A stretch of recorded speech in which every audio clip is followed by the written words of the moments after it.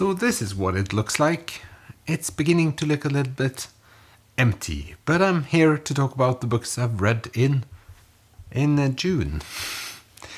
And, well, I've enjoyed books more this last month, which is good. I've sort of been waiting for that to happen again, and it finally did happen, and we'll come back to why that has happened. But one thing is that I've just pulled myself together and read more, which is sometimes useful to force oneself to read more books. We'll start this wrap up with the book that has taken me the longest time to finish, and it's this. A little bit surprising that it's a children's novel that has taken the longest time to finish this time, but it's Grandfather, Runaway Grandpa or something like that by David Williams, about this retired army grandfather. His memory isn't what it used to be, and he has this one fan who is also his grandchild, and together they do things that are kind of crazy to do when you're a senile grandfather.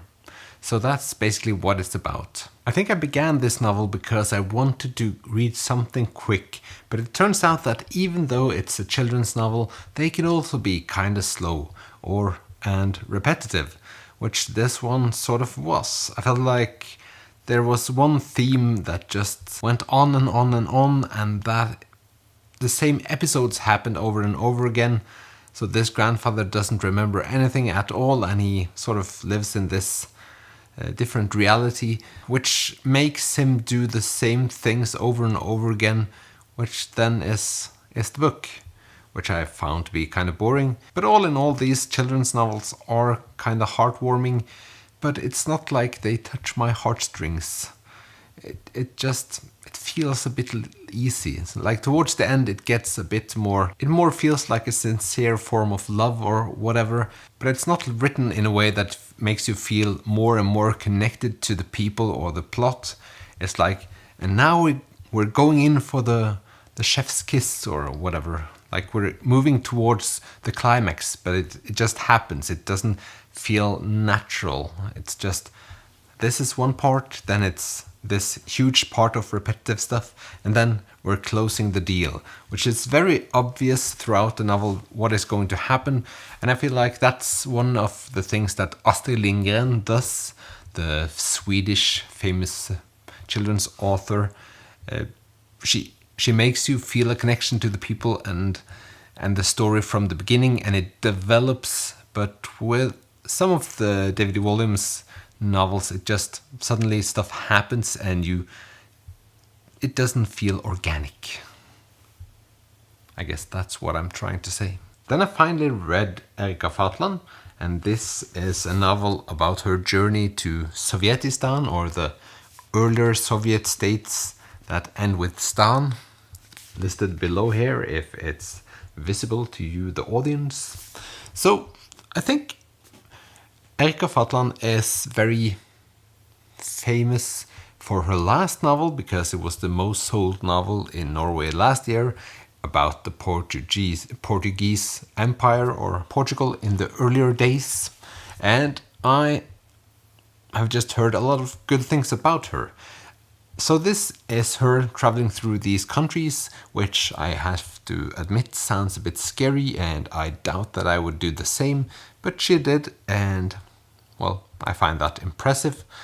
These are her thoughts about the democracies and how the places have been ruled and what is special about the places. And I just found this book to be without direction. So I enjoyed all the stuff she wrote about, but I felt a bit lost. And I guess that might be because I'm used to reading books about conflicts or events in a country, but never like just about traveling to the country, so like a travel book kind of thing. But it doesn't feel like the travel book I have in my mind when I picture a travel book, because it's her opinions about places that she visits, and then we have facts thrown in about people and like the important stuff. But it feels very much like this is what I saw and these were my thoughts before I went there, etc. So, did enjoy it.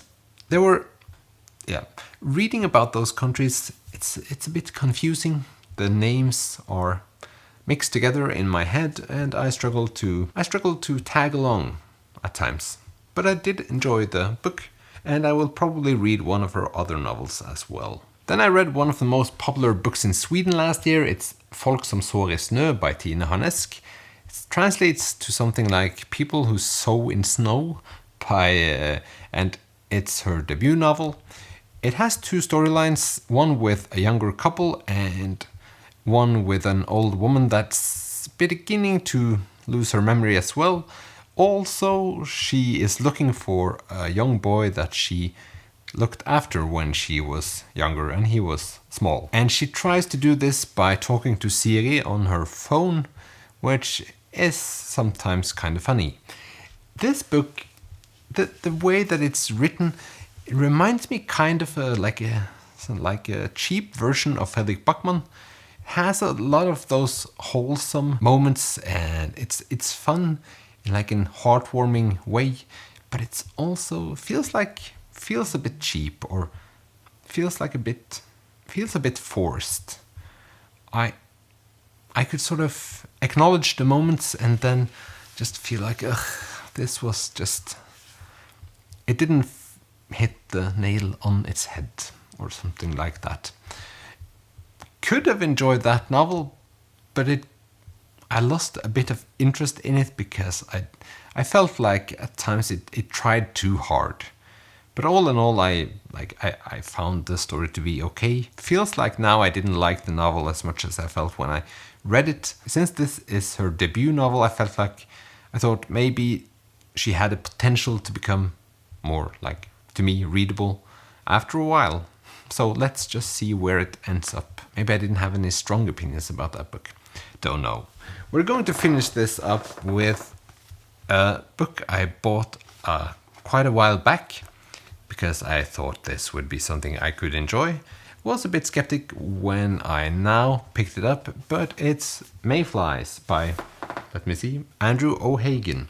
So this is a story from the 80s about two young men that are friends, and then it skips from 1987 until 2017, if I remember correctly. So something huge happens and we get to be along for the ride.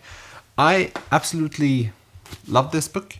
It's one of those books that shouldn't be my cup of tea because it doesn't have a real plot driving it. It's more about the characters and more about the language, I guess.